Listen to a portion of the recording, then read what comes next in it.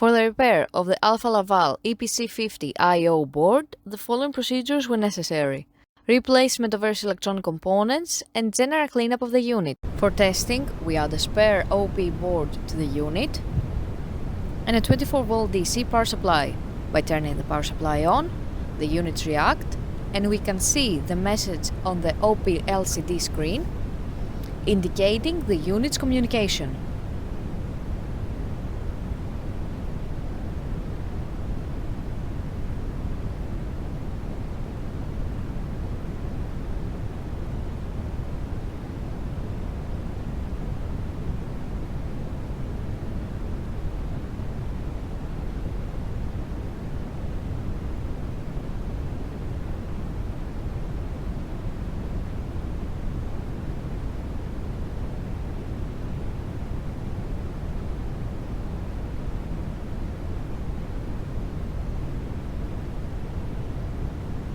No further testing is possible due to lack of additional units.